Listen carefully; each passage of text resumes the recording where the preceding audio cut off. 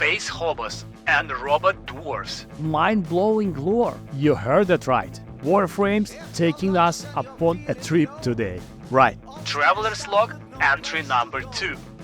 Peace. Bill K here, blasting into the Warframe cosmic chaos. And this time we got the dwarfish robots, unstoppable squads, weird cults, and so many vents. Buckle up, fellow travelers. Let's go. Don't forget to subscribe, right? Like, just go and do that. Epic PLK. First off, the huge shout out to the Warframe community. Jumping into the decade-old game can be really terrifying. Veterans might chase you with the pitchforks. I mean, I came from Dota 2, where half of the fun is basically measuring who has the longest, Let's just say it's a big old salt mine. You gotta develop really thick skin, or you're basically toast. Yet in the Warframe, instead of being told, get gut scrub, you got folks cheering me on. Like, have fun, explore it at your own pace. And it's borderline just shocking. I still love toxic games as well, like Dota. But man, the positivity here is just next level. I'm definitely not a pro. I'm not chasing the best player of Warframe 2025, who cares? I just want the epic stories and as much fun from the game as possible. And of course comedic fails, that's what we do here on this channel, right? So I'm staying guide-free, didn't check even one YouTube video about Warframe, I don't know any influences, any guide, any website, nothing. I'm just going from the scratch. It's basically like stream but offline. I'm just doing that for fun. Epic PLK. Alright, so Warframe decided to unravel some storylines. Love triangles, betrayals, classic soap opera territory. Some of it's as a little bit boring as reading at patch notes. And then you got the dwarfish, cyborg, workers, and half-robot race that genuinely basically hooked me up. They started with this cool, old-style, Disney-like music for the dwarves. Who we are, making peace to build a future, strong, united, working till we... And straight away, after that, I went from the that's boring to something wait, that's super cool, in a matter of minutes. Also, apparently the second dream is where the story blasts off. People keep telling me it will blow my mind. So here's your open invitation. Spoil me if you dare in the comment. I dare you. But do it smart, please. I want the cryptic riddles in the comments. Nothing that outright will kill the surprise. And I believe in you. Be smart. You remember? We are smart on this channel.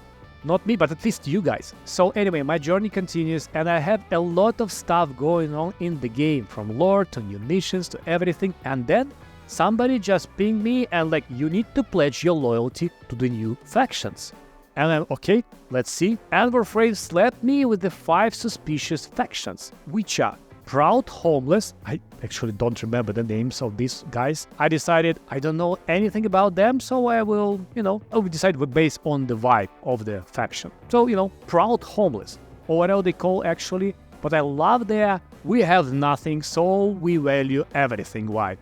Cool. Then you have Last Fanatics, possibly a Doomsday Cult or like Hard Pass. Red Veil, super cool, I really love them from the first sight, but then I see how they torture people in the corner, might be a bit evil for myself. Then we have this Cult of Arbiters, actually Arbiters of Hexes. That name screams basement chanting sessions, not for us. And tech guys in hats, in weird hats. Anyway, think of Apple Store meets mad scientists. They probably will hack my Warframe if I go deep into the lore of this faction. So I pledge to the space hobos, homeless people. Maybe it's a bad choice, I know nothing about them, but I pick squads the way I pick the pizza toppings. Pure vibes. Always the pepperoni pizza. Comment below what pizza is your favorite. Epic PLK. And then after the solo rampage, I finally teamed up with a random Thanos. Some were as clueless as me, like really noobs. Bonding moment. Others, they breeze through the missions so fast, I barely had the time to blink. You just can't understand anything that happens on your screen. You just go and everything dies around.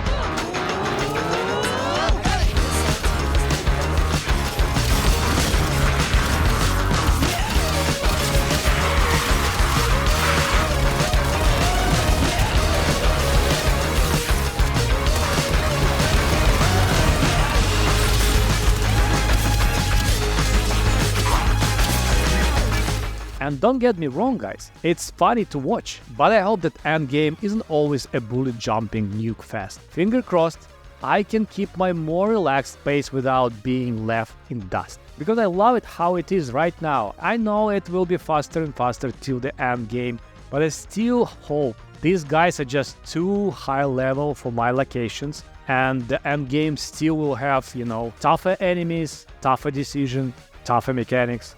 But let's see, you just kill me in the comment below. Just, tell me. Epic PLK. So I discovered the new mission modes, like defense, where you protect something from waves of the baddies. And it's not super challenging yet, but at least it forced me to aim my gun instead of the pure sword spam. Like somebody told me in the comments, just wait. Slicing and dicing is not the game. Yeah, that's true. Now I'm aiming and shooting, not to die in melee range. And I know it looks like I'm enjoying the calm before difficulty spike, which is cool for the game. I believe that Warframe can get crazy down on the road, especially if I will believe your comments, right? Epic PLK. Now, greetings, dear travelers. This is Captain PLK broadcasting from the SS Compass. I mean, that's a lame name. Just comment below what name for our ship we need to, we need to figure out really cool name. Just comment below. One more time. This is Captain PLK broadcasting from SS Compass with an urgent Warframe bulletin. First, the game has actually open world zones like planes on Earth and city of Venice, and a really cool environment there. No more corridor claustrophobia, folks. Good. Social hubs exist, but we mostly ignore each other.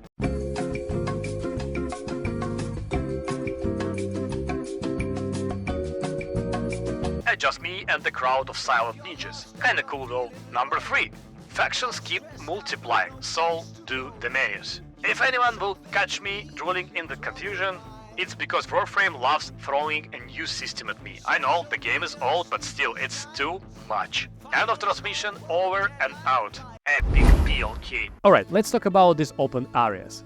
The plains of Eidolon on Earth are huge, and I actually had no idea that Warframe boasted big outdoor zones. Really? That was surprising. And then there is a city on Venice, Fortuna, and the zone around it. We don't talk much, everyone's busy styling or farming resources, but it is really oddly comforting that you have these social hub zones. Like, yes, I'm not alone in this giant galaxy of bullet jumping ninjas. The chat is actually live, people are talking, people asking questions, and they answer. And overall, the vibe of the social zones, the NPCs which have these, small jokes during the dialogues, which you don't care in an MMORPG.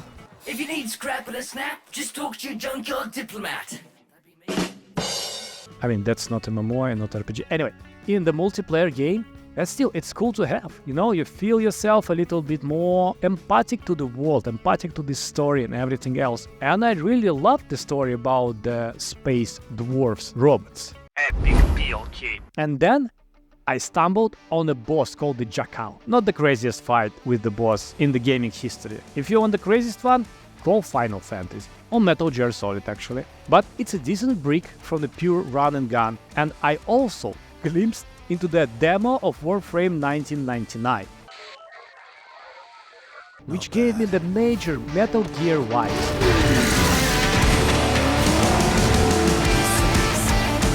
Only way to stop them.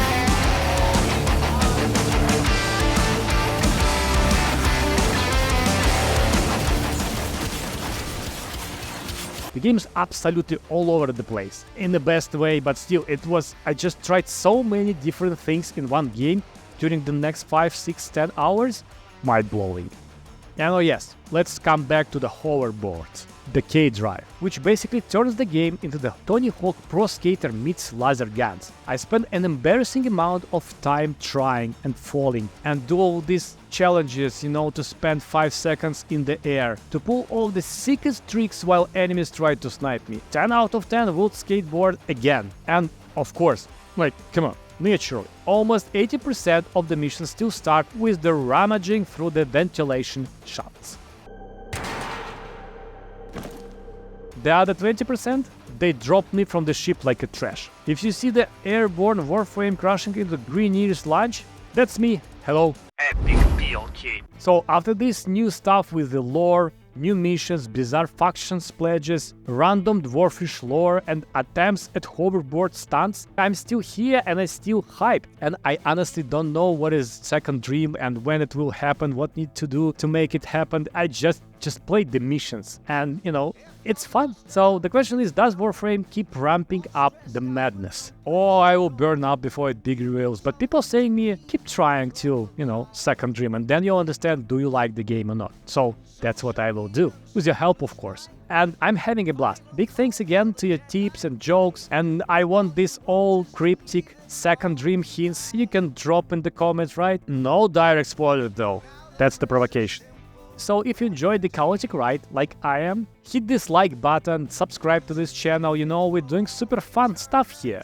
Drop the name of the new ship because SS Compass is kinda lame, and we just do weird stuff here. And now we are with the space hobos. No, we are space hobos, and we're going for it until we burn out, if we will at some point of time. Until then, my name is PLK, I was happy to see you guys, and I will see you in the next one.